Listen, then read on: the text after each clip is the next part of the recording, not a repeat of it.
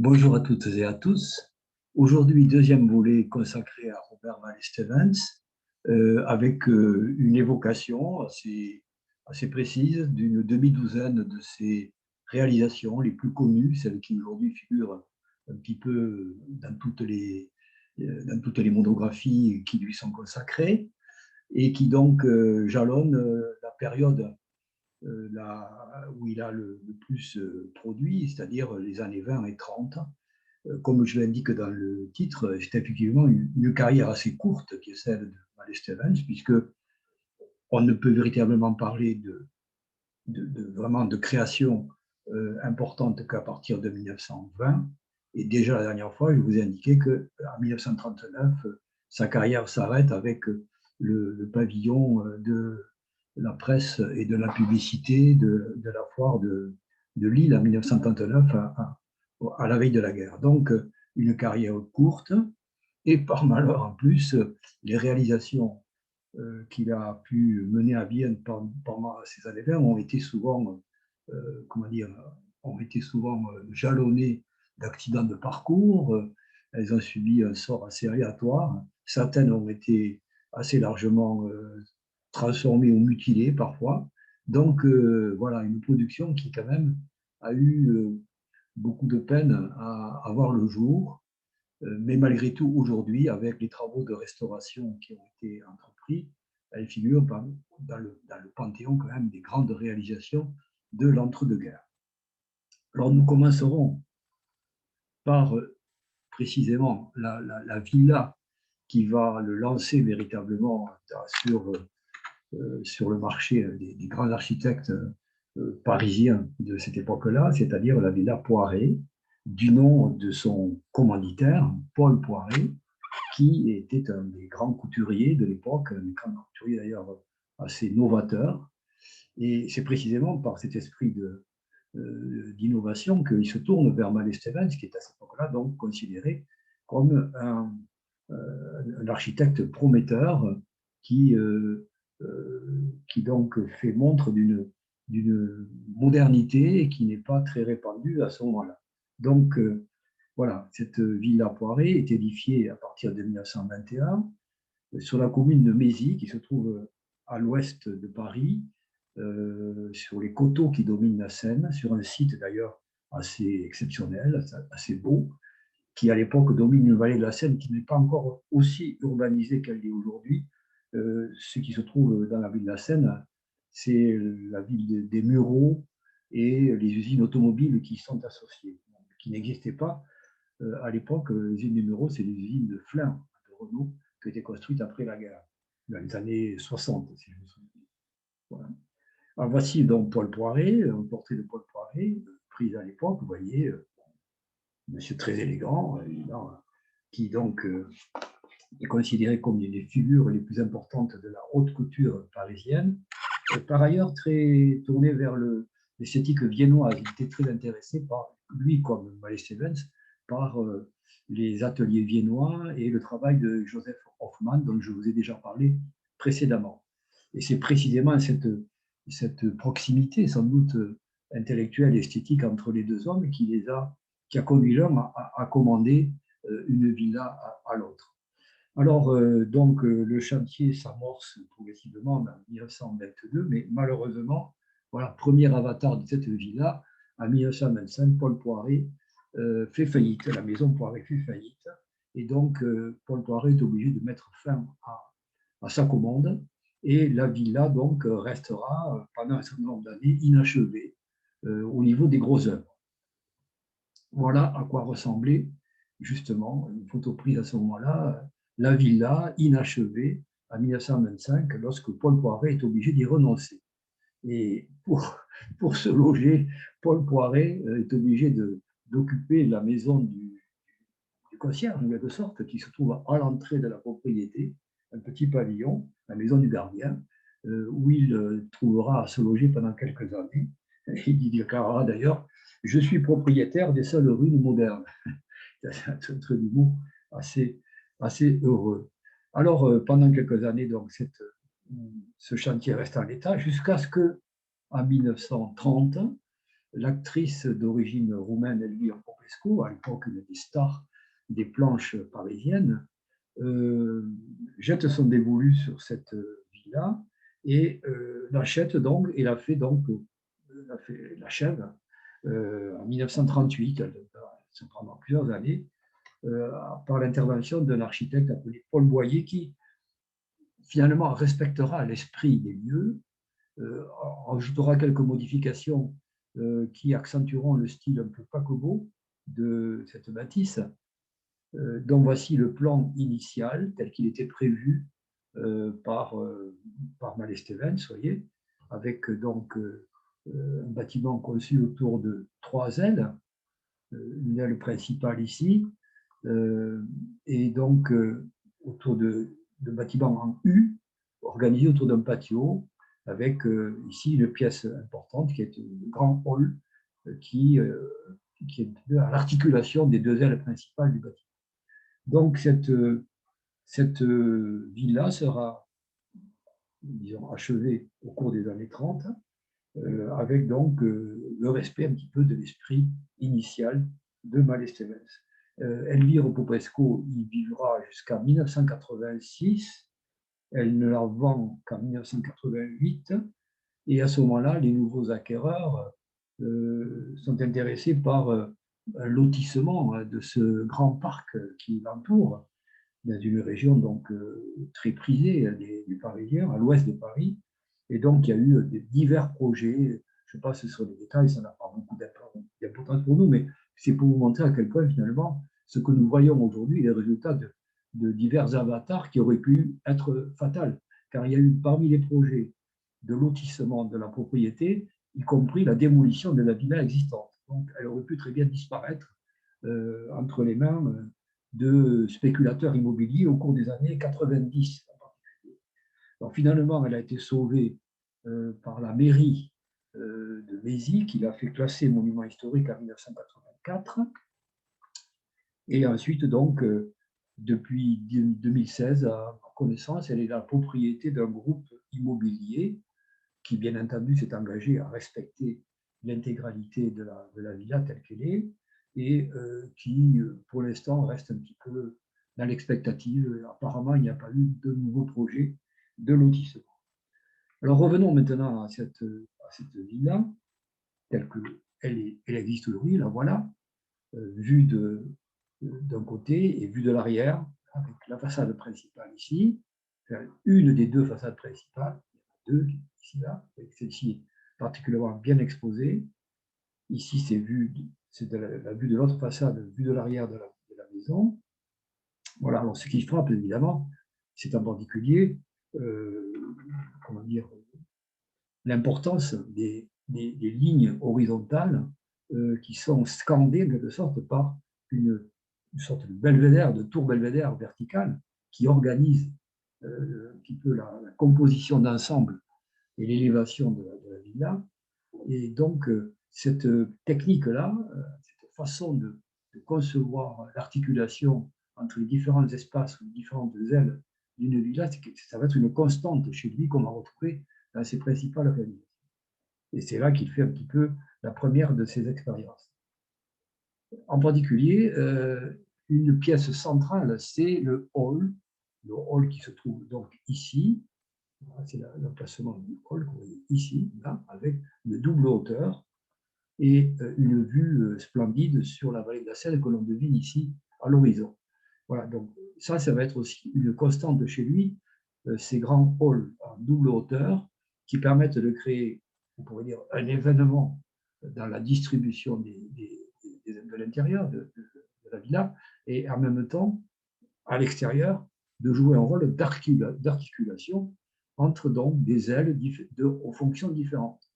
Les ailes ont principalement pour fonction de loger soit la famille, soit les invités, et il y a une aile à l'arrière qui est destinée à la domesticité, qui est quand même assez nombreuse, car on a ici affaire à une famille aisée, hein, c'est dire, riche, une famille avec 3 enfants, voilà le programme initial, mais qui dispose d'une domesticité d'une demi-douzaine de personnes quand même. Donc, il faut loger tout ce monde dans cet ensemble.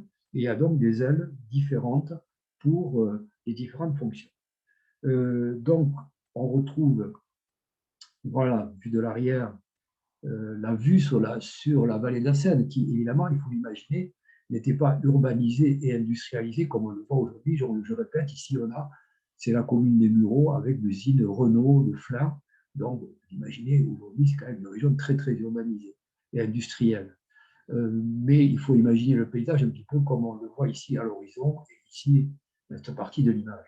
Alors voilà la villa, donc, dans sa position dans le paysage. Donc, on pourrait dire que ça ressemble un petit peu à ce qu'était un manoir ou un château, autrefois également en position éminente sur le paysage, dominant le paysage.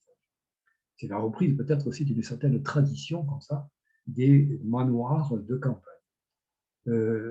À ce propos d'ailleurs, cette maison n'est pas une maison, c'est pas une résidence permanente, c'est une résidence de week-end, car dans les grandes familles riches de Paris, maintenant, dans les années 20 et 30, s'est développée la mode donc de la maison de campagne grâce à l'automobile, notamment qui permet à ces gens fortunés de se déplacer facilement et de rejoindre pour un week-end, pour quelques jours, leur résidence, ce qu'on appelle aujourd'hui une résidence secondaire, qui est une villa de campagne, une villa de quasi-villégiature.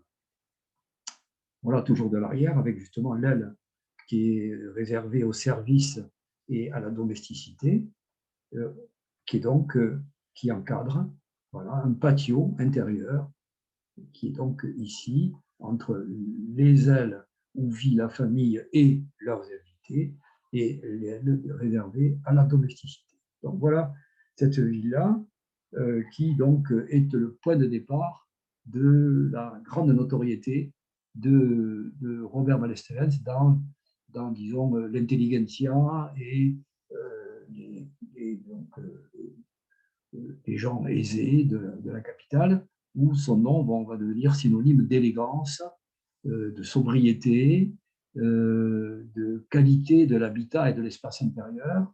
Donc, autant de choses qui vont contribuer à faire de Malestelens un des architectes à la mode à ce moment-là. Deuxième grande réalisation qui est quasiment contemporaine, c'est la célèbre villa Noailles qui se trouve donc à Hyères, sur la Côte d'Azur, non loin de Toulon.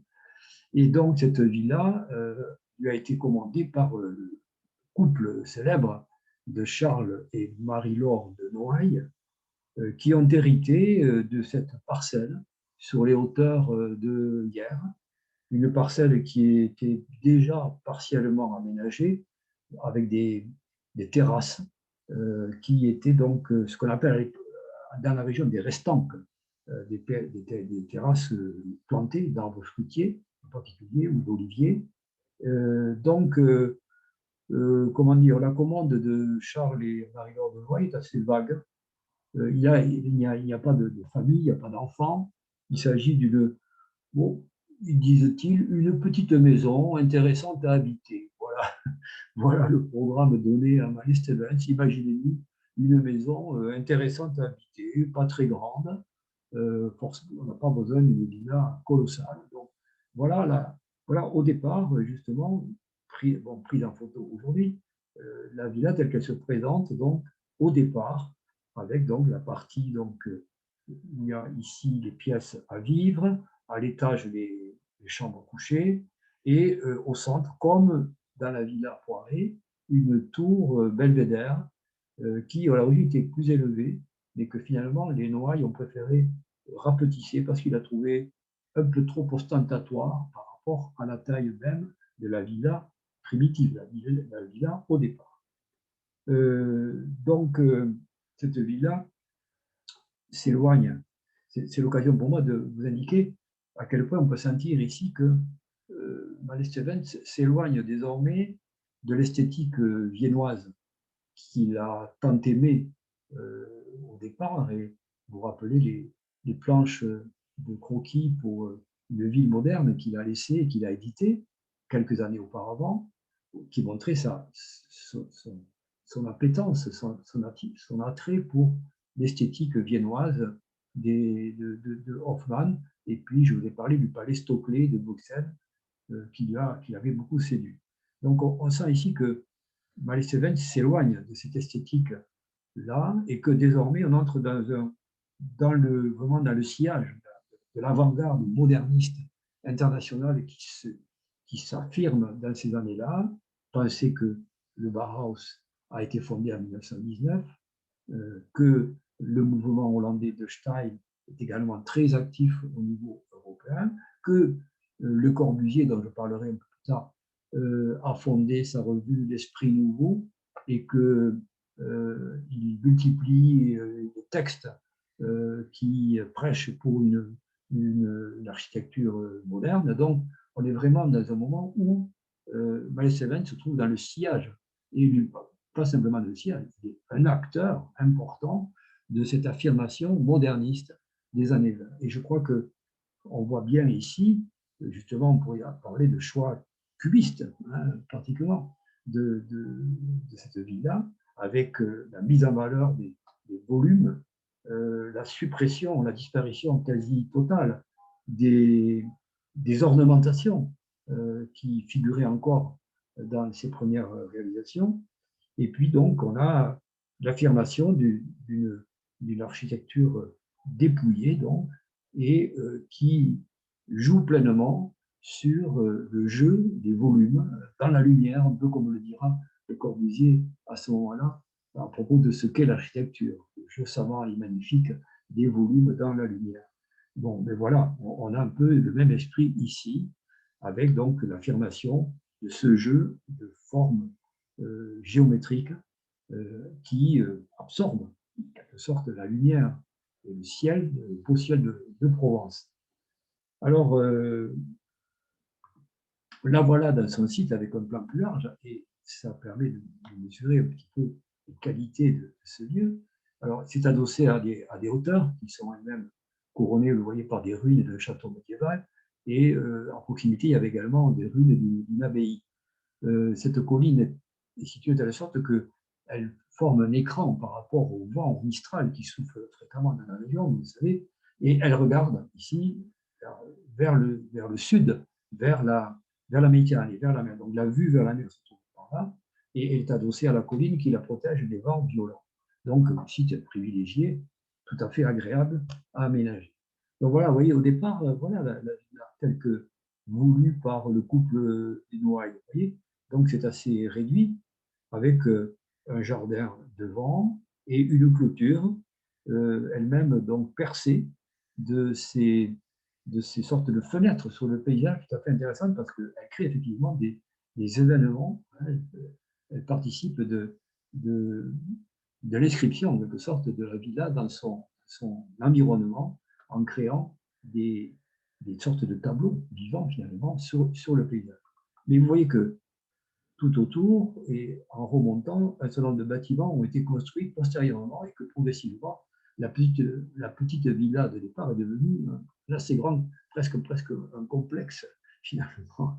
Voilà. Donc, en tout cas, ce qui est manifeste, c'est qu'on a donc une architecture qui se veut résolument moderniste d'esprit, y compris le jardin ici, qui a été conçu en 1925 par André Guéguiquian et qui est donc un jardin baptisé jardin cubiste.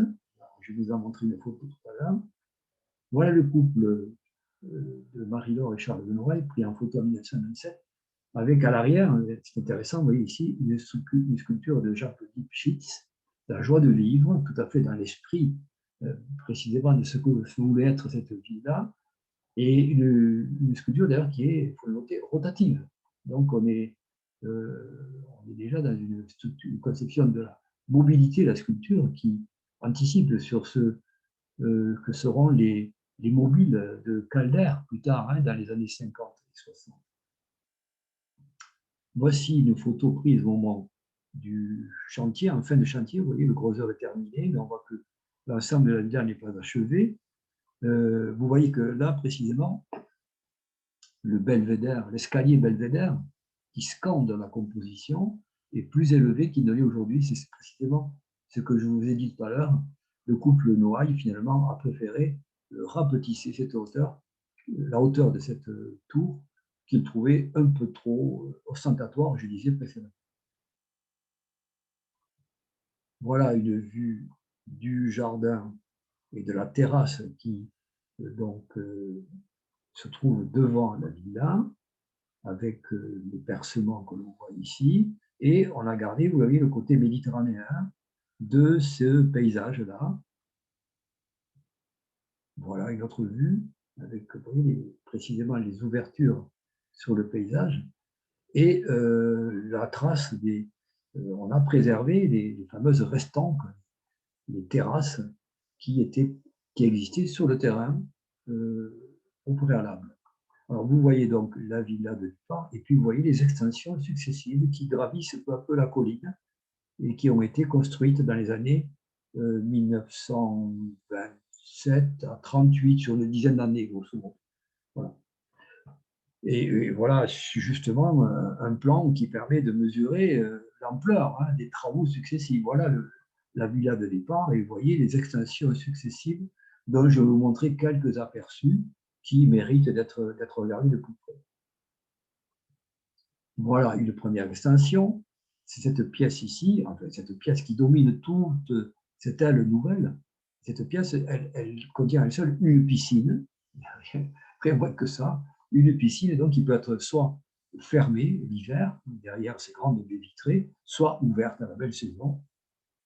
Voilà une photo d'époque, à l'époque donc où la villa a été construite, et vous voyez donc le bassin, ce très beau plafond couvert de pavés de verre qui donne une luminosité zénithale tout à fait intéressante, et puis les grandes baies vitrées qui peuvent donc être escamotées et qui permettent à ce moment-là d'ouvrir la piscine sur une large terrasse solarium devant le grand paysage. Voilà encore une autre vue, avec, notons-le aussi, la présence dans toutes les pièces principales d'une horloge. Là, on est justement dans la recherche des équipements qu'on pourrait appeler ultra-modernes pour l'époque, mais en tout cas très modernes. Et parmi ces équipements, il y a non seulement une radio intérieure, mais il y a aussi des horloges qui sont là donc pour marquer le temps, et qui sont le signe aux yeux de Mallet Stevens, ces horloges électriques, de la modernité en marche. Voilà, aujourd'hui, donc cette villa a également subi des avatars, puisque après le décès de la comtesse de Noailles, la maison a été largement abandonnée, pillée, beaucoup d'éléments de décor ont été volés ou vendus de façon plus ou moins légale. Enfin, bref, cette villa a subi un sort assez triste, et donc était en piteux état jusqu'à ce que, là encore, la municipalité de Hyères en ait fait l'acquisition pour la transformer en centre d'art, et donc procéder à sa réhabilitation et à un nouvel équipement, puisqu'il a fallu souvent essayer de retrouver les éléments d'ameublement qui y figuraient au départ. Donc ici, vous voyez, on a couvert le bassin de la piscine par un plancher de verre, et on a restauré soigneusement, vous voyez, le plafond d'origine. Le voici pris de plus près. Et puis donc, autre extension intéressante, le salon rose, qui comporte en particulier des meubles très modernes pour l'époque, en particulier les meubles ici en acier chromé, en tube d'acier chromé, qui sont une des spécialités de Marcel Breuer. Je vous rappelle que Marcel Breuer, à l'époque, travaille au Bauhaus, et que c'est lui qui a inventé notamment un certain nombre de sièges tubulaires célèbres, comme le fauteuil Kandinsky, que tout le monde connaît maintenant. Donc voilà, vous voyez que Mallet Stevens sait s'entourer des meilleurs créateurs européens à l'époque. Ceci pour insister et vous montrer que Mallet Stevens est vraiment quelqu'un qui est dans le grand courant moderniste européen de ce moment. Au plafond, un plafond également dans l'esprit art déco moderniste de Louis Barillet, qui a été un de ses plus fidèles collaborateurs tout au long de ces années 20 et 30. Une partie de l'ameublement a été conçue également par Pierre Charot. Pierre Charot, qui est un architecte et décorateur très important de ces années 20, qui s'est signalé notamment à l'Expo des Arts Décoratifs de 1925. Voici justement une photo qui vous montre donc le plafond en vitrail de Pierre Barillet Pierre Barillet, donc on dit plafond en vitrail, mais en fait, il s'agit de verre industriel. La particularité de Pierre Barillet, c'est que la plupart du temps, il utilise des verres commerciaux, je dirais presque ordinaires, mais dont il utilise les qualités esthétiques pour faire des compositions d'esprit géométriques souvent, mais il évite de faire, comment dire, il ne fait pas des vitraux spécialement pour les compositions qu'il essaie d'imaginer. Il achète, il se fournit en verre industriel dans le commerce et c'est avec ça qu'il compose. Voici une autre vue d'une autre pièce, qui est une chambre d'amis composée par l'architecte et décorateur également Joe Bourgeois, qui sera un des fondateurs avec Miles Evans de la fameuse UAM, l'Union des artistes modernes, dont je vous ai parlé la semaine dernière. Et une chambre de plein air de Pierre Charot encore, vous voyez, qui donc se trouve au-dessus de la villa proprement dite, adossée à la colline. Et puis, pour terminer cette évocation de la villa, le fameux jardin cubiste de 1925 de Gabriel Guévéquian, qui était un peu son chef d'atelier à l'époque, hein, donc très très proche collaborateur, qui avait été formé aussi à Vienne et qui donc conçoit un jardin géométrique qu'on a baptisé cubiste, avec une composition florale tout à fait étonnante, vous voyez.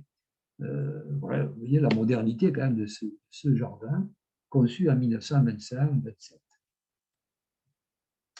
Voilà, donc pour terminer, simplement j'évoquerai le nouveau statut de cette ville-là, qui désormais est un centre d'art, c'est son appellation, qui, disons, a une programmation un peu hétéroclite, mais principalement centrée sur la mode et le design et la photographie. Voilà, en gros, la plupart des manifestations qui s'y déroulent tournent autour de ce thème-là.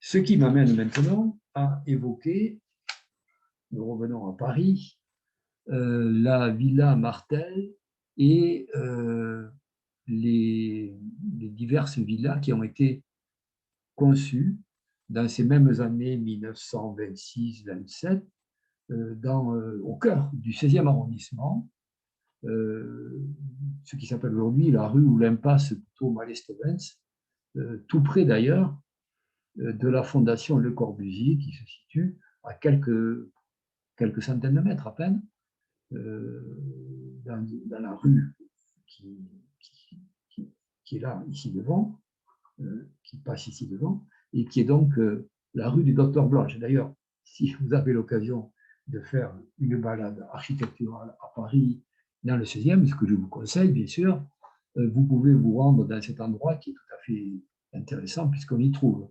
réunis les deux grands maîtres de la modernité française des années 30, Mallet-Stevens d'un côté et Le Corbusier de l'autre, puisque nous avons donc dans cette rue du Docteur Blanche la maison Roche-Jeanneret, qui a été dessinée et conçue par Le Corbusier quelques années auparavant, en 1923-24, et donc la rue Mallet-Stevens a été conçue en 1926-27.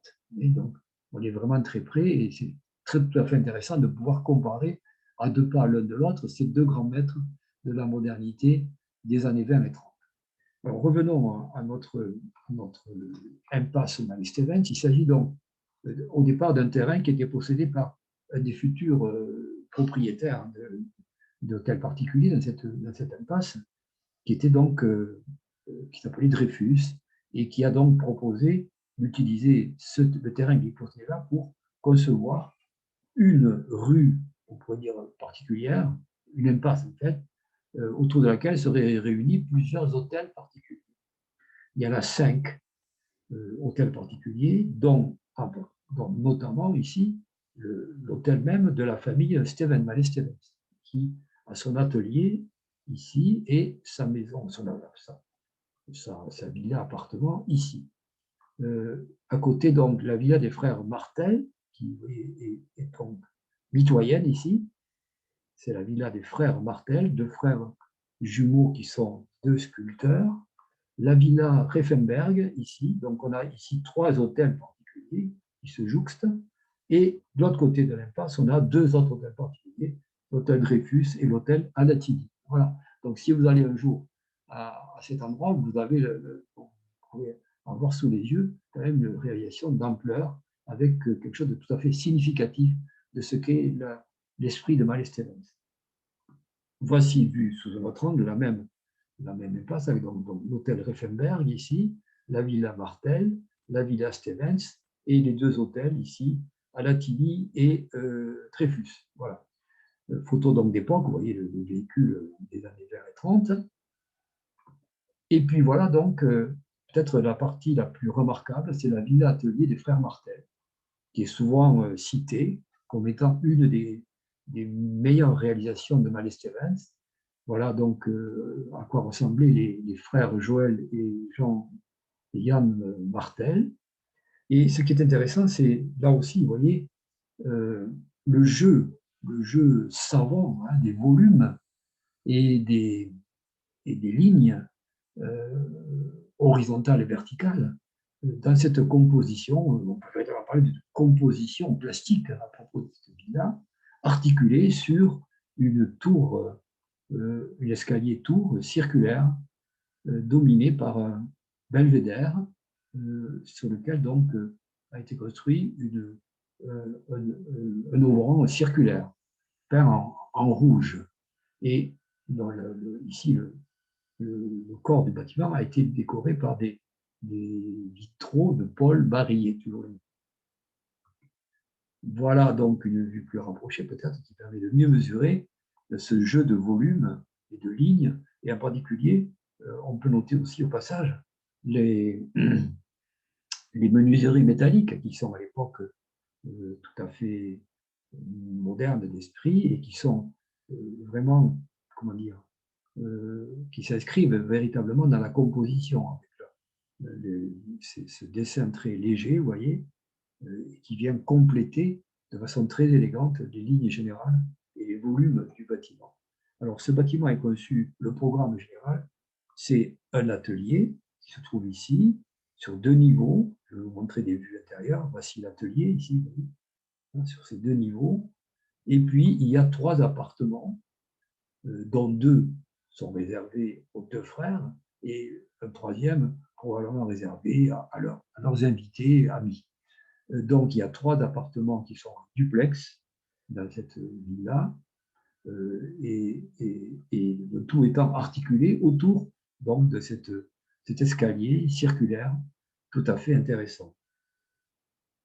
Voilà aujourd'hui à quoi ça ressemble, donc, quand on est sur place, avec en particulier, vous le voyez, le jeu des couleurs également qui n'apparaît pas spécialement dans les photos noir et blanc, évidemment, ou les dessins préparatoires, mais il faut souligner, il y a tout un jeu quand même de couleurs qui participe également de la dynamique plastique de l'ensemble. Voici une vue sur le côté. Donc ici, c'est l'atelier de Mallet-Stevens. Donc la Villa Martel s'arrête ici. Voilà, donc voilà l'atelier lui-même. Et voilà donc l'entrée principale se trouve ici. Et les appartements sur ces 2 ailes. Voilà, alors ce qui est intéressant aussi, c'est que depuis quelques temps, depuis quelques années, a été placé juste à l'avant de la villa une étrange sculpture des frères Martel, d'ailleurs, hein, c'est pour ça qu'elle se trouve là. Et cette sculpture, en fait, elle provient du casino de Saint-Jean-de-Luz, dont je vais vous parler après. C'était une des sculptures qui se trouvait dans le jardin, un peu cubiste aussi, qui avait été conçu à l'avant, ou plutôt à l'arrière, du casino Pergola de Saint-Jean-de-Luz, et qui a été donc récupéré miraculeusement apparemment, et que le propriétaire de la villa a pu implanter devant sa maison. Je le sais parce que enfin, une des fois où je suis allé visiter cette impasse, il y avait un groupe d'étudiants en architecture brésiliens qui, eux, avaient eu le privilège de pouvoir visiter l'intérieur de la villa, ce que moi, je n'ai pas pu faire, et à qui le propriétaire, justement, des lieux expliquait que, précisément, cette sculpture était en provenance de Saint-Jean-de-Luz. Voilà pourquoi je vous la montre, parce que je vais en parler tout à l'heure. Voici maintenant les frères Martel dans dans leur atelier, vous voyez, un atelier à 2 niveaux, avec une sorte de mezzanine ici qui permet, hauteur de 7 mètres environ, qui permet de loger en particulier des sculptures de grande dimension comme celle-ci, par exemple. Et voici aujourd'hui transformé en une sorte de loft, on peut dire, à la mode aujourd'hui, l'ancien atelier tel qu'il est visible aux visiteurs privilégiés. Donc, je ne fais pas partie. Donc, ce n'est pas une photo personnelle, c'est une photo que j'ai puisée dans Internet, sur Internet. Voilà, donc très bel espace de travail pour les sculpteurs. Et puis, voici quelques détails décoratifs tout à fait intéressants, puisque, en particulier, ici, Jean Prouvé faisait partie également des collaborateurs de Malestéban qui ont contribué à cette décoration de la villa. Et c'est lui donc, qui a conçu ce lettrage ici. Ici, vous avez les vitraux de Louis Barry. Vous voyez justement la casquette, hein, l'auvent circulaire peint en rouge qui contraste avec des surfaces blanches, avec des enduits blancs de la villa proprement dite. Voici précisément le travail de ferronnerie de Jean Prouvé, qui à l'époque est un jeune, au tout début de sa carrière, qui se tâte encore pour savoir exactement ce qu'il va faire.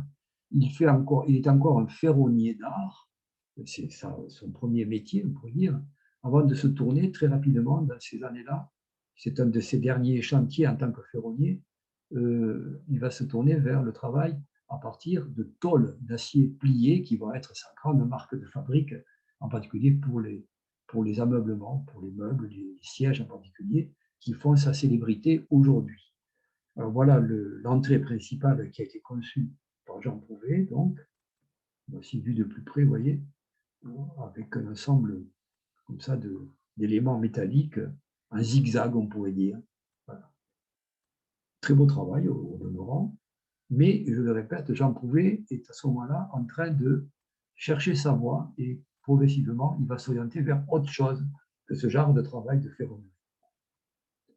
Alors maintenant, voyons de plus près la villa Malestévens, la villa où habite la famille Malestévens. Donc la voilà telle qu'elle est à l'origine, avec ici la partie atelier, donc on pourrait dire la partie professionnelle où il reçoit ses clients, tandis que la partie privative se trouve ici au-dessus, avec notamment cette belle pergola qui s'ouvre sur la rue, ici. Alors voilà, ici la pergola, voilà l'atelier, ici, avec ses grandes hauteurs, et la partie donc ici, non pardon, l'atelier qui est ici, excusez-moi, ça c'est le séjour, le grand salon de la famille, ici, dont je vais vous montrer une vue maintenant. Et voici à quoi ça ressemble aujourd'hui. Donc, hier, à l'origine, tel que ça a été conçu du plat, et voilà ce qu'il en est aujourd'hui. Alors, vous voyez que, évidemment, on est au cœur du 16e arrondissement, dans le quartier de Passy. Vous imaginez bien que mètre carré, ici, ça vaut quelque chose. Donc, il y a eu de fortes pressions, sans doute, à un moment donné, pour augmenter la surface habitable de cette villa.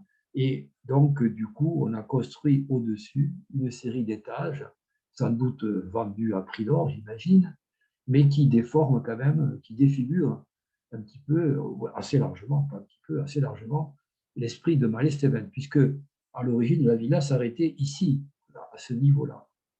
Et donc, elle s'inscrivait, le gabarit de la villa s'inscrivait tout à fait dans le gabarit de la villa des frères Martel, et une continuité spatiale et volumétrique de l'ensemble qui aujourd'hui a complètement disparu au profit d'une élévation somme toute assez banale qui s'efforce de respecter un petit peu par les percements, la taille des percements et les grands plans ici clairs, un petit peu l'esprit des lieux, mais bon, cette partie-là quand même fait un petit peu injure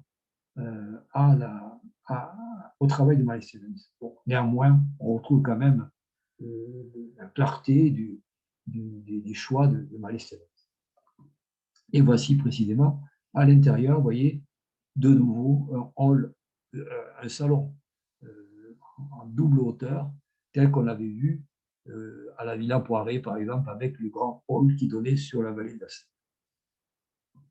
Et puis, nous voilà, je faisais allusion à Saint-Jean-de-Luz, et bien voilà, nous y voici à Saint-Jean-de-Luz, avec un chantier qui lui tombe dessus. Dans la même période, vous voyez, 1927, on voit que ces années 20 ont été très, très chargées pour lui. Vraiment, il a fait une large percée dans le domaine de la construction de villas à destination d'une population aisée. Le voici appelé sur la côte basque, qui est quand même chic, à reprendre un projet qui avait été conçu quelques années auparavant par l'architecte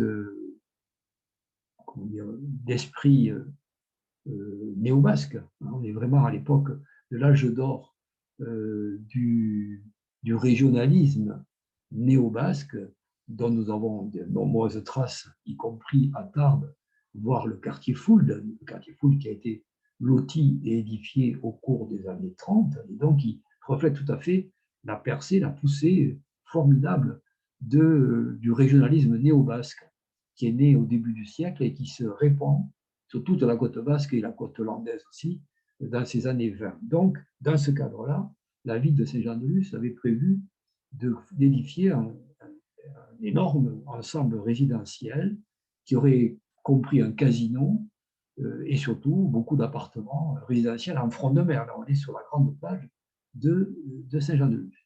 Alors voilà, ce projet au départ était assez colossal. Il ressemblerait un peu, si vous connaissez la côte basque, à ce qu'est la résidence Esqualduna à Hendaye-Plage. On pourrait rapprocher de ce projet, dans l'esprit et dans la forme. Et nous avons donc, finalement, ce projet capote, et au moment où intervient, où on fait appel à Mallet Stevens, il n'y a que les sous-bassements, la partie basse ici, qui a été édifiée, disons, en ras de plage pratiquement, et c'est à partir de là que va travailler Mallet Stevens. Et Mallet Stevens va lui proposer, comme vous voyez sur la photo en dessous, il va prendre un parti beaucoup plus moderniste. Il tourne le dos vraiment totalement à l'esprit régionaliste et il se tourne vers la grande modernité et il propose donc cette solution pour édifier ce casino Pergola qui est donc en gros inauguré en 1928. Le voilà vu de la plage, facilement, vu du bord de plage, avec ces grandes lignes horizontales, vous voyez, une grande ligne horizontale qui organise l'élévation. Voilà la pergola proprement dite. Et vous voyez ici le soubassement de départ édifié à partir du projet de William Marcel. Vous remarquez également, comme dans toutes les compositions, on pourrait dire, architecturales de Mallet Stevens, une tour qui vient également scander et offrir un contrepoint élégant aux grandes lignes horizontales. Et puis voilà ce que c'est devenu. Voilà les dégâts des années 50-60 qui ont été souvent catastrophiques pour l'architecture en place. Ben voilà ce qu'est devenu le Casino Pergola de Mallet Stevens sous les coups des spéculateurs immobiliers des années 50 et 60 qui ont voulu transformer ce magnifique ensemble en un banal qui est devenu un banal ensemble résidentiel, évidemment côté, puisque en front de mer, au-dessus de la plage, évidemment, on imagine que le mètre carré, là aussi, est assez élevé, mais vous voyez, sur le plan architectural, on ne peut pas dire que ce soit une réussite, c'est le moins qu'on puisse dire. Alors, quelques traces du travail de Mallet Stevens subsistent néanmoins, que l'on peut percevoir ici, par exemple, avec ces sortes de tourelles qui font penser peu à l'architecture aéronautique à l'époque, des aéroports, comme on le trouve d'ailleurs au nouveau stade municipal de Bordeaux de l'époque, avec ces sortes de tourelles qui font penser un petit peu au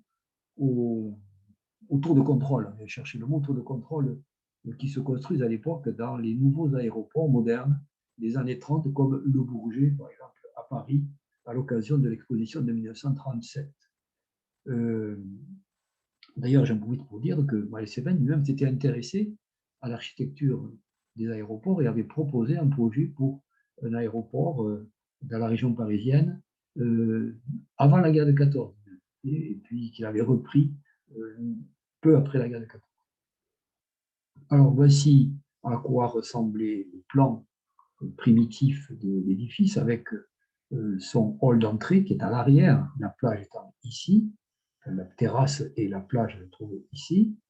Là, on est côté rue, avec l'accès pour les automobiles en particulier, puis les différentes pièces et les différentes fonctions, à la fois donc restaurant et puis casino, salle de bal, fête, voilà.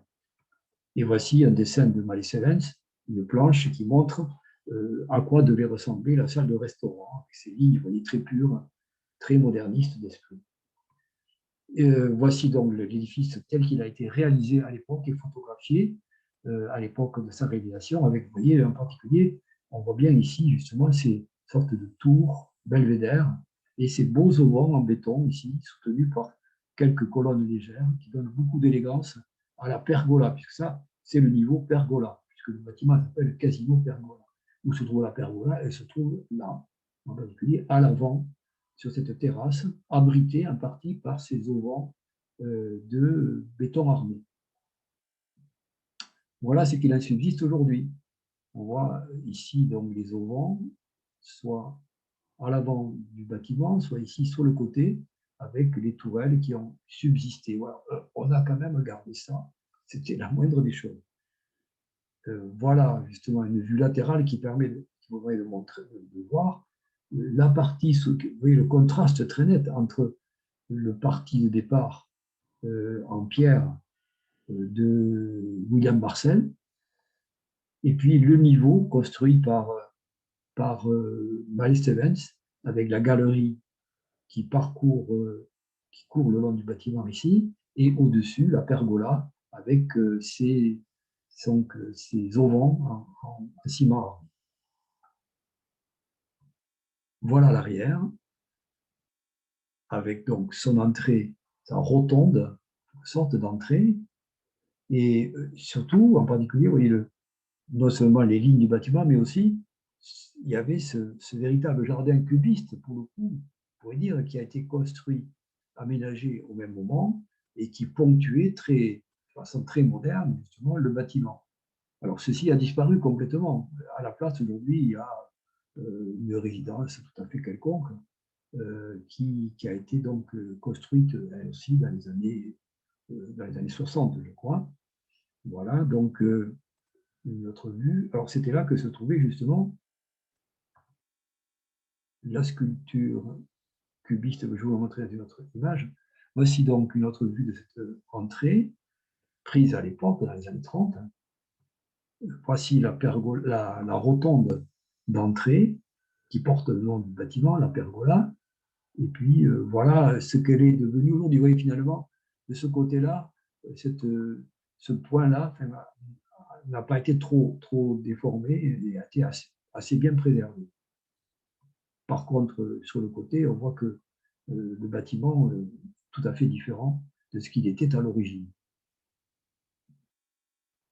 Et puis voilà, pour terminer sur ce casino pergola, voici précisément deux vues de l'arrière, avec notamment, ici, vous voyez ces sortes de lampadaires tout à fait spectaculaires, tout à fait élancés, qui nous rappellent, je ne sais pas si vous l'avez encore en mémoire, le pavillon du tourisme de l'exposition de 1925, qui était constitué d'un grand beffroi d'une trentaine de mètres de hauteur, constitué d'une sorte de croisillon de deux lames de béton qui se croisaient à angle droit.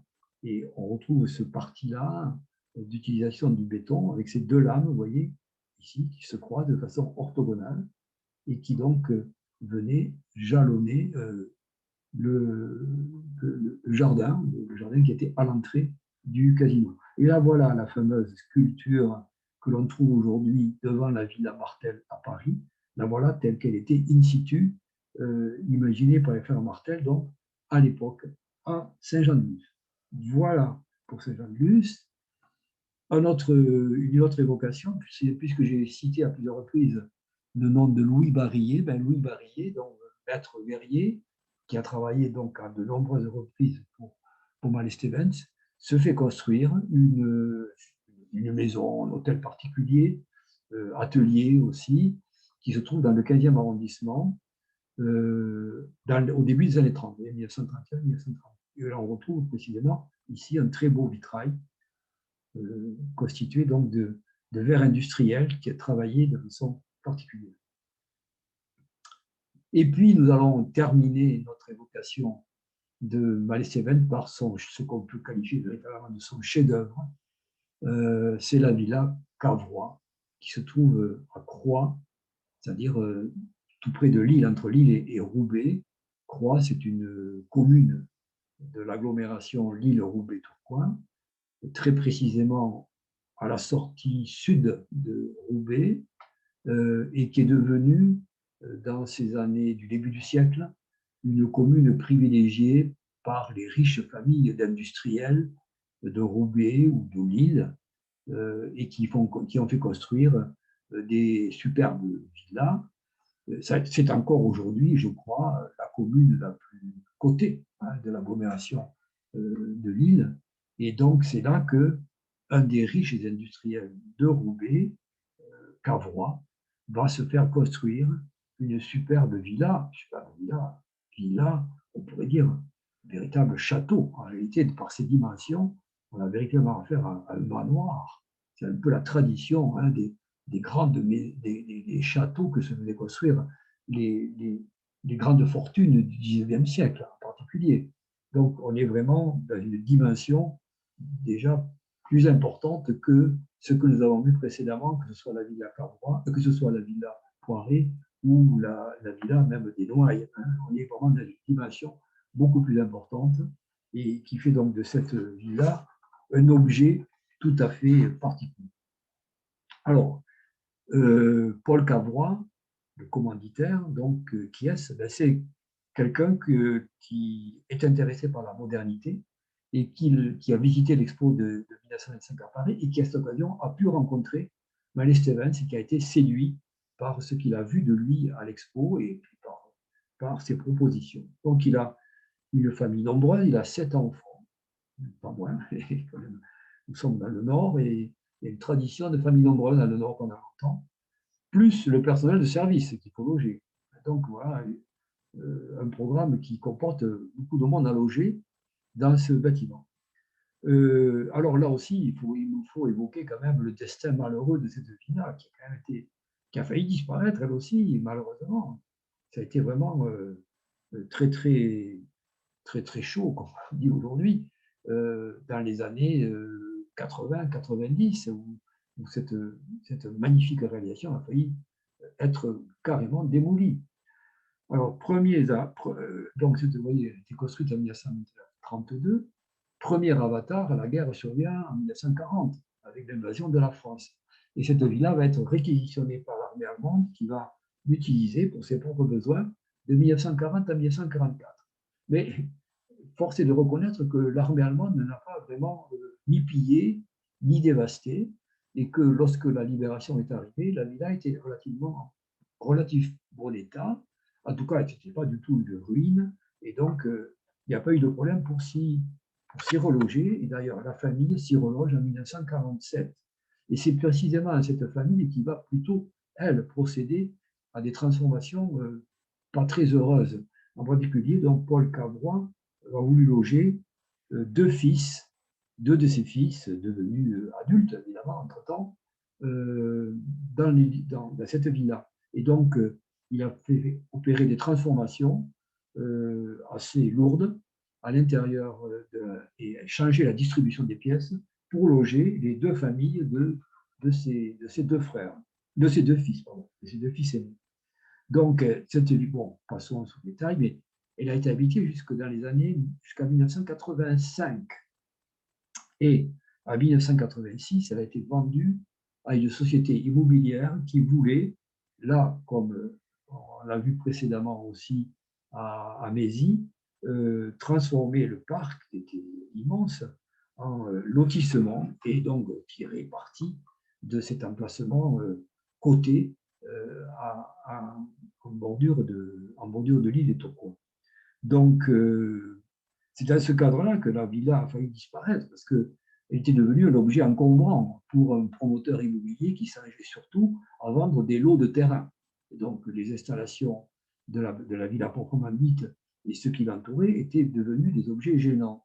Donc, il a failli faire procéder à des démolitions. Alors, devant le danger, des comités de sauvetage ont été constitués et finalement, elle a été classée d'office en 1990 comme monument historique et finalement, elle a été rachetée par l'État en 2001 et c'est l'État donc qui a procédé à la fois au sauvetage, à sa protection et à sa réhabilitation pendant une douzaine d'années, entre 2003 et 2015, de manière à la rendre au public à ce moment-là, 2015, après des travaux considérables qui ont coûté quand même la bagatelle de 23 millions d'euros. Donc c'est des opérations très lourdes, mais il faut voir dans quel état était la villa à ce moment-là. D'ailleurs, je vous indiquerai à la fin de mon topo une référence sur YouTube où vous pouvez voir un document vidéo tout à fait intéressant qui retrace l'état initial de la villa lorsque l'État a voulu procéder à sa réhabilitation et les divers travaux qui ont accompagné cette réhabilitation. Alors, maintenant, revenons à notre descriptif de la villa elle-même. Voilà justement le plan de situation de la villa et de son parc. Alors, la villa, la voici. Si vous marquez habitation, avec sa piscine à l'avant et le miroir d'eau qui la prolonge vers le parc, qui organise le parc. Voici l'entrée avec la piste, on pourrait dire, pour les voitures qui viennent déposer les visiteurs ou les gens de la maison ici à l'entrée principale et avec leur cheminement vers la sortie ici. Voici la maison du gardien à l'entrée. Et vous voyez donc l'importance du parc, une importance considérable, mais une grande partie de ce parc était destinée à devenir soit des jardins potagers, soit des serres, un verger, une roseraie. Donc il y avait tout un tas d'aménagements qui étaient prévus et qui se sont réalisés à ce moment-là au départ. Voilà. Donc voilà exactement l'ensemble de l'aménagement à la fois de la villa et de son environnement paysager. Et voici des photos, une photo en tout cas qui vous permet de voir, de visualiser à quoi ça ressemblait au départ. Donc l'entrée ici avec la maison du gardien, l'accès automobile, conçu de façon, vous voyez, également très, très dynamique avec ce cercle qui permettait de faire le tour ici, de déposer les gens ici à l'entrée et puis de s'acheminer vers la sortie, par exemple ici. Alors, vous voyez donc ici et vous remarquez qu'au départ, là, ces années, donc, on est là, au début des années 30, il n'y a rien de bâti autour. Hein. C'est la campagne encore, là, alors que ça n'allait plus aujourd'hui.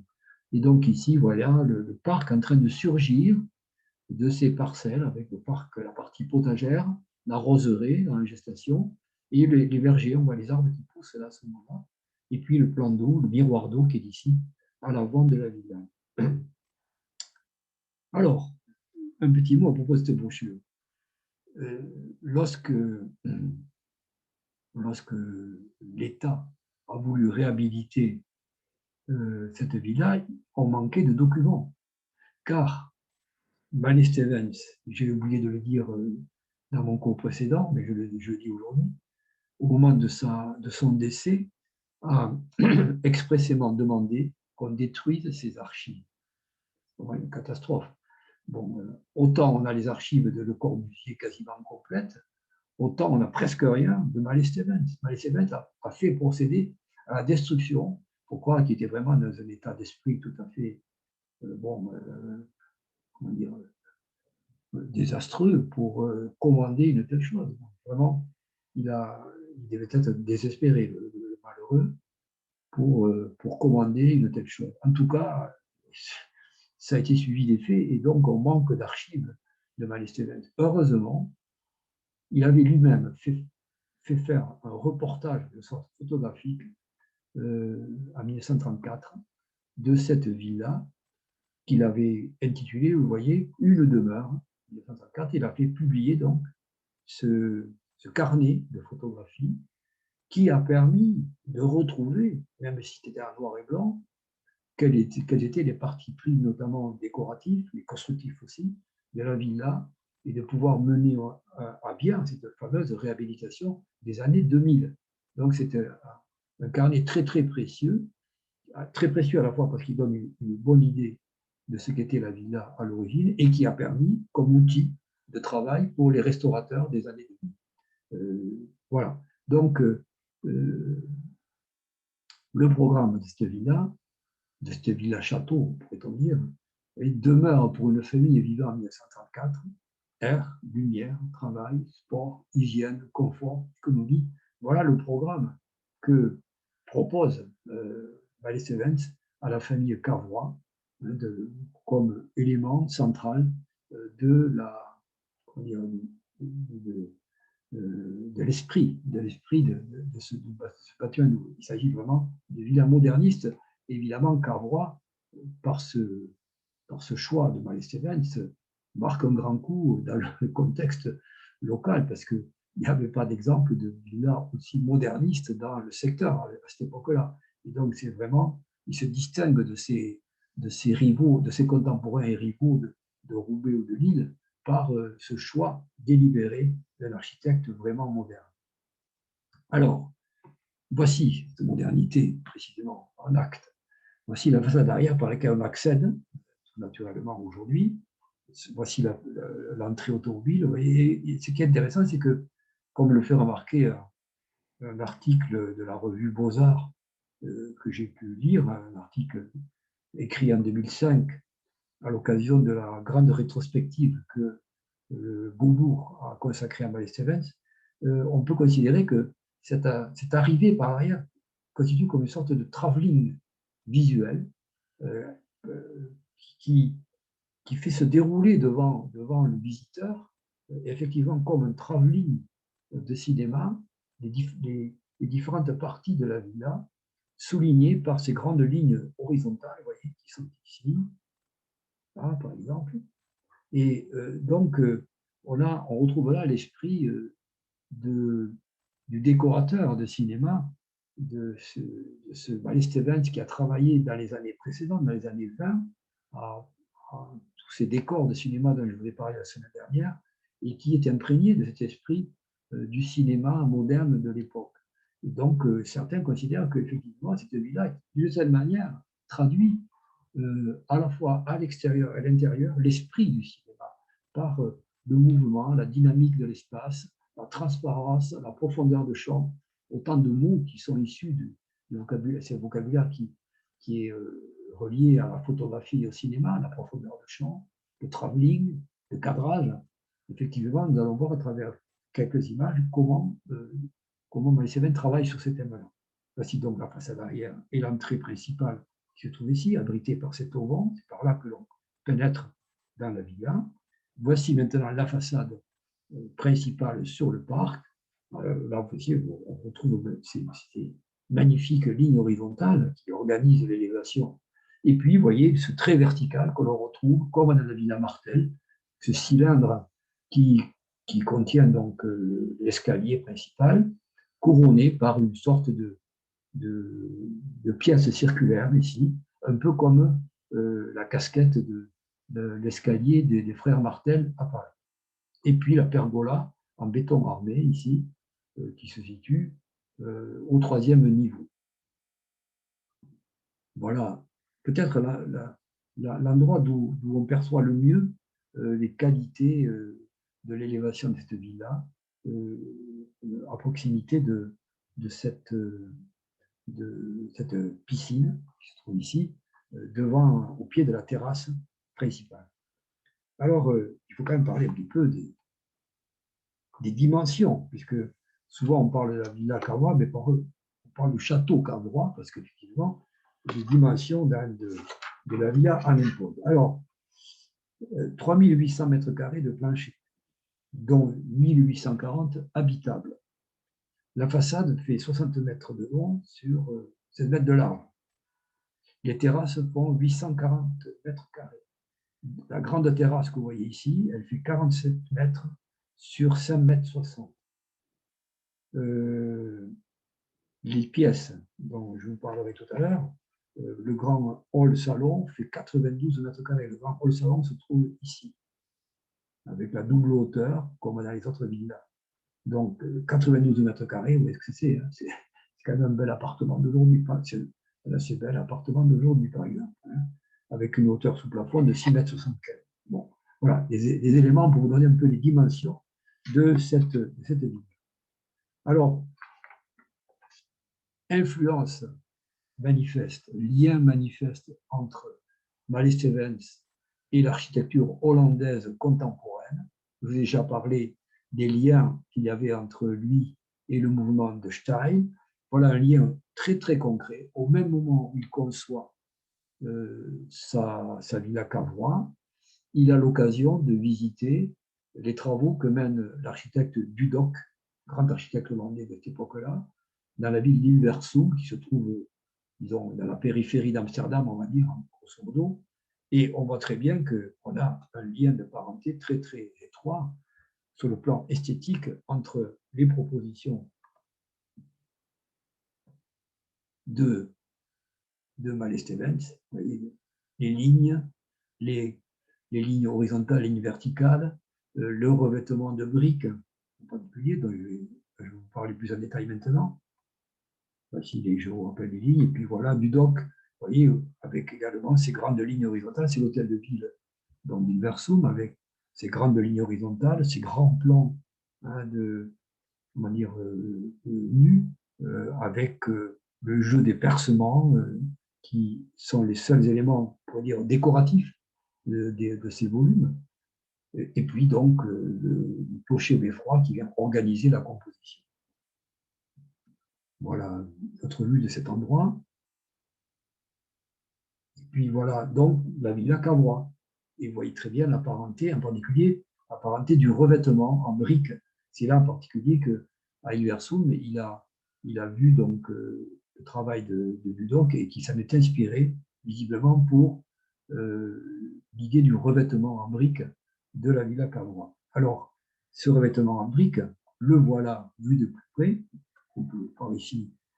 Il s'agit donc de briques qui ont été fabriquées spécialement à partir de 26 moules différents, calculés pour faire face à tous les besoins hein, de surface du bâtiment. Briques donc qui avaient comme dimension, les dimensions 21,8 sur 5,5 et 2 cm 6. Donc, elle a été fabriquée spécialement à partir de 26 moules. Et donc, on le voit ici, elles ont été assemblées avec des joints en retrait ici, horizontaux, joints en retrait, donc qui captent la lumière et qui en plus sont peints en noir, tandis que les joints verticaux sont très étroits et peints en jaune safran, un peu comme la couleur même de ces briques elles-mêmes. Donc, ceci pour montrer à quel point Mallet Stevens utilise ce revêtement de briques pour souligner les lignes horizontales de son bâtiment. Et ici, plus général, on voit très bien comment ces briques accentuent tout le grand mouvement horizontal de ce bâtiment. Voilà donc ici les piliers qui portent la terrasse, la piscine au pied de la terrasse, et puis voilà cette galerie de Dudok à Hilversum. Vous voyez qu'il y a quand même une parenté manifeste dans certains choix d'aménagement de ce bâtiment. Alors voilà, maintenant, à quoi ressemble l'intérieur avec son plan et ses différents niveaux. Vous voyez ici le plan du rez-de-chaussée avec le hall sur 2 niveaux. Ici, voici l'entrée qu'on va voir maintenant sur l'image. Et puis, vous voyez les parties donc réservées aux enfants, notamment ici. non, pardon, les enfants, c'était plutôt ici, dans la partie réservée aux enfants, la partie réservée aux adultes et aux enfants les plus grands, ici. Et puis ici, la partie, disons, mondaine, hein, où on reçoit la partie réception, où on reçoit les visiteurs avec le grand hall, la salle à manger des parents, dont vous allez voir quelques vues aujourd'hui.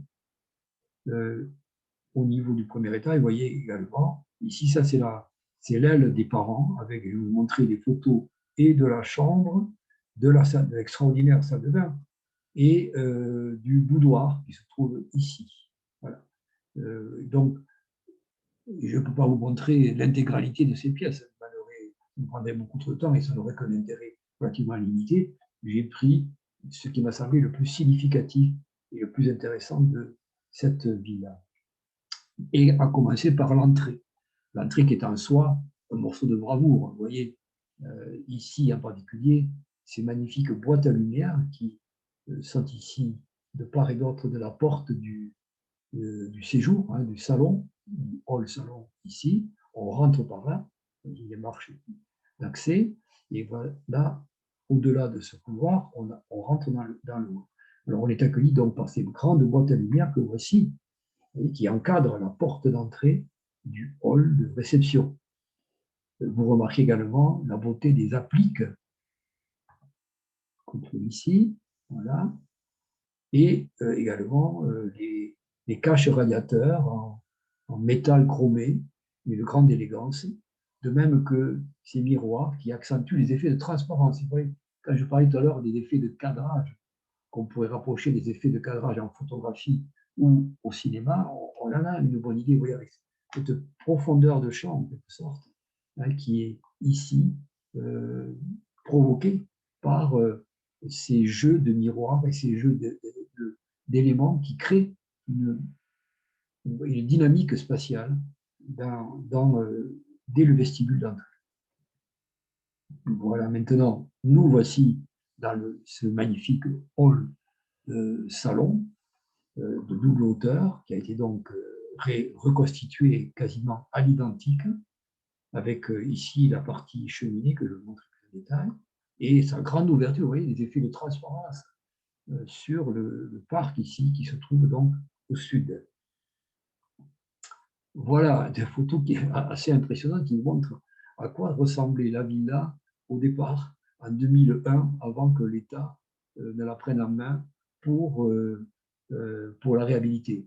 Tout, quasiment tout, avait été pillé. C'est une villa qui avait été donc dévastée, mais de façon sciemment. C'est-à-dire que ici, des marchands d'éléments décoratifs ont jeté leur dévolu sur la plus grande partie des éléments décoratifs de la villa, qui ont été vendus à l'encan et avec la complicité, on pourrait dire, de propriétaires de l'époque, hein, une société de promotion immobilière qui a voulu carrément, on pourrait presque dire volontairement, presque détruire la villa pour s'en débarrasser, vous voyez, la rendre inutilisable. Donc, in extremis, je le répète, l'État s'en est porté, s'est porté propriétaire et a pu récupérer. Mais vous voyez l'état des lieux, et donc vous imaginez le travail extraordinaire de reconstitution qu'il a fallu faire pour à la fois retrouver l'esprit des lieux et les matériaux, car cette restitution cette réhabilitation a été faite autant que faire se peut avec des matériaux d'origine. En particulier ici, vous voyez, les marbres rouges de Sienne, en Italie, en Toscane.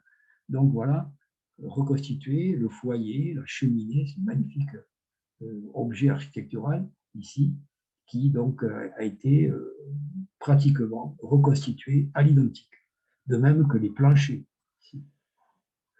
Alors remarquez au passage les éléments décoratifs et l'ameublement, tout a été conçu par Malès Evans. On a là affaire à justement comment dire, un art total, comme on l'appelait au début du siècle, c'est-à-dire que Malès Evans a voulu justement concevoir un édifice de A à Z, y compris les poignées de porte, les interrupteurs électriques et tous les éléments décoratifs plus ou moins intégrés au mur. En particulier, vous voyez par exemple, qui faisait allusion tout à l'heure, les caches radiateurs en particulier, ou ici des bouches d'aération et des petits ameublements à pliques sur le côté. Donc on a chez Malesevens ici la tentative, réussie d'ailleurs, de faire une œuvre d'art total qui soit vraiment une œuvre marquante. Pour lui, sans doute, dans son esprit, ça devait être probablement, il devait avoir en tête que c'était peut-être la meilleure chance qu'il ait de produire une œuvre de cette qualité à cette époque. Voilà la salle à manger qui prolonge donc le salon. Le salon est ici, dans le hall qu'on vient de voir, avec la cheminée par là, et puis par une porte coulissante, on pénètre dans la vaste salle à manger des parents qui fait quand même 63 mètres carrés, tandis que le hall en faisait 92. Voilà, pour donner une dimension de ces pièces. Vous voyez les éléments décoratifs dont je vous parlais ici. Voilà. Et puis donc ici, ce meuble dessert parfaitement intégré au mur, avec le grand miroir qui permet aux convives qui ont le dos tourné au paysage d'en bénéficier quand même. Vous voyez, donc là encore, souci de transparence et de profondeur pour l'architecte. Au passage, voilà cette salle à manger, vue sous un autre angle. Vous remarquez également les éclairages indirects qui sont l'œuvre de André Salomon, dont j'ai cité le nom la semaine dernière, André Salomon, qui a participé, par exemple, à peu près à la même époque, à la décoration, à l'éclairage du hall de l'exposition de l'Union des artistes modernes, de l'UAM, dont je vous ai montré 2 ou 3 photos la dernière fois. Donc, là encore, collaborateur fidèle de Malesherbes, qu'on retrouve dans plusieurs réalisations, et qui est un des grands maîtres de l'éclairage moderne de cette époque-là. Vous voyez que les pièces sont encore en partie vides, car ce qui reste à faire maintenant, c'est retrouver des meubles soit identiques, soit proches des originels sur le marché, tel qu'il existe aujourd'hui, pour progressivement remeubler ce qui est encore ce qu'on peut encore équiper. Mais une bonne partie des pièces a déjà été meublée, vous allez le voir. Voici la chambre des enfants reconstituée, la salle à manger des enfants, plutôt que la chambre, salle à manger, avec un relief ici qui a été également reconstitué à l'identique des frères Martel, voilà, encore des fidèles collaborateurs de Malesherbes. Et puis ici, cette remarquable singulière chambre du jeune homme, qui est un hommage direct et explicite à De Stijl et aux compositions que vous connaissez de Mondrian. Vous voyez, on dirait vraiment un tableau de Mondrian ou de Theo van Doesburg de la même époque. Donc, hommage à De Stijl. Voilà, encore une vue de cet endroit. Et puis, la magnifique cage d'escalier circulaire, avec ces vues, vous voyez, sur le paysage, qui sont tout à fait remarquables. Encore un souci de transparence chez Malesherbes. Voici la chambre des parents. Alors, vous voyez qu'elle a été remeublée complètement, et elle, donc, elle est aujourd'hui visitable en intégralité, de même que cette extraordinaire salle de bain, qui est plus grande que la chambre, pour le coup, puisqu'elle fait, la salle de bain des parents, elle fait 46 mètres carrés. Pas moins que 46 mètres carrés. Il y a de la place, on n'a pas se remuer là-dedans. Donc, vous voyez le magnifique coin douche, en particulier ici, les étagères en marbre blanc. Bon, tout est luxe, calme et volupté ici. Bon, je n'ai aucune idée du coût de cette salle de bain, mais enfin, on peut imaginer que ça va être quelque chose. Voici maintenant à côté le boudoir de Madame, en particulier, avec cette symphonie en bleu, tout à fait remarquable. Vous voyez au passage le soin apporté à la couleur de cet ensemble. On est vraiment dans un raffinement tout à fait singulier. Et puis nous montons au 3e niveau pour la pergola en béton armé, qui est elle-même un objet architectural. Elle n'est pas simplement là pour nous abriter des rayons du soleil qui sont souvent bien pâles dans la région lilloise une bonne partie de l'année, mais c'est plutôt un élément architectural qui contribue à créer des points de vue un peu singuliers sur l'espace, sur la terrasse du sommet de la villa. Elle est utilisée assez régulièrement à la belle saison pour des repas en plein air, puisqu'elle est équipée d'un monte-plat qui permet de monter directement de la cuisine qui se trouve en contrebas, 3 niveaux plus bas, directement. Voilà. Donc aujourd'hui, enfin, voilà des photos d'époque avec le parc en voie de constitution, avec la roseraie, le miroir d'eau et le verger en cours de plantation.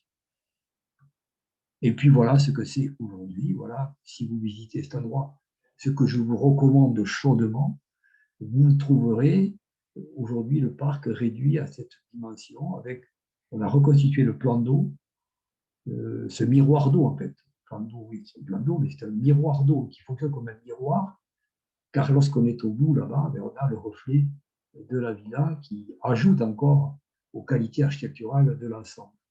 Donc, vous voyez d'ailleurs que le jardin potager et tout ce qui était verger a quasiment disparu au profit de villas qui sont venues s'installer.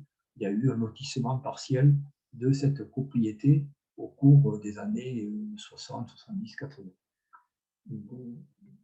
Voici donc, nous quitterons cette villa par justement une vue avec le miroir d'eau. Et vous voyez cette fonction qui ajoute à la beauté des lieux par ce reflet dans l'eau du miroir. Et voilà, je termine ici mon évocation de Mallet Stevens. Et donc, je vous recommande, si vous voulez approfondir la question, soit, comme d'habitude, le livre de la collection Carnet d'architectes, qui m'a bien sûr à moi servi pour étayer un peu mon propos, qui est donc écrit par Richard Klein, qu'on avait ici, et qui s'intitule de façon très juste « Agir pour l'architecture moderne ». J'ai essayé de vous montrer à quel point Mallet Stevens avait été un acteur engagé dans la modernité des années 20 et 30 notamment, et qu'il a puissamment contribué à organiser la profession des architectes autour de ce courant de la modernité qui avait de la peine à s'affirmer, puisqu'il a rencontré beaucoup d'obstacles et d'hostilités. Donc, il a été un acteur essentiel de l'affirmation de cette modernité, à la fois par ses œuvres elles-mêmes, par ses constructions, mais aussi par son apport, comment dire, organisationnel, puisqu'il a été le fondateur de l'Union des artistes modernes, et qu'il a contribué à la fondation de la revue L'architecture d'aujourd'hui, dont je vous ai parlé la semaine dernière. Donc, ça a été un acteur très important et qui a été injustement oublié, ou un peu oublié dans les années qui ont suivi sa mort prématurée en 1945, à l'époque où Le Corbusier était dans sa plus grande gloire, on pourrait dire, qui triomphait en quelque sorte, et qui apparaissait comme la figure majeure de l'architecture, non seulement française, mais internationale de cette époque-là. Donc, pendant un bon moment, l'œuvre de Mallet Stevens est restée un petit peu méconnue, d'autant plus qu'étant largement mutilé, comme on l'a vu, il avait beaucoup souffert des années de la guerre et surtout de l'après-guerre, des années 50 et 60. Donc, voilà un petit peu cette évocation de Mallet Stevens. Et je voulais terminer par... Alors, donc ça, c'est la vidéo à laquelle je faisais allusion. Vous pouvez la retrouver donc sur votre ordinateur. Et je vous la recommande, elle n'est pas très longue, vous voyez, une demi-heure en gros. Et elle permet vraiment de mesurer l'ampleur du chantier qu'a été cette restauration de cette ville. Et puis, donc, je terminerai vraiment par cette photo qui me semble assez intéressante parce que précisément, elle restitue la position de Mallet Stevens dans les grands concepteurs d'architecture moderne de l'époque, puisque nous avons ici Mallet Stevens placé entre ces deux pères tutélaires de l'architecture moderne française et européenne que sont Auguste Perret, ici à droite, et évidemment, vous reconnaissez Le Corbusier ici à gauche. Donc, je pense que cette photo, de façon assez symbolique, place, je crois, Robert Mallet Stevens à sa juste place parmi les grands concepteurs de la modernité du XXe siècle. Voilà, et c'est sur ces mots que je vous quitte aujourd'hui et que donc je vous rends je vous donne rendez-vous après un petit peu le break des vacances scolaires avec Le Corbusier, auquel je consacrerai sans doute au moins 2 séances, 2 vidéos, à la reprise à la fin du mois de février. Donc, au revoir et à très bientôt.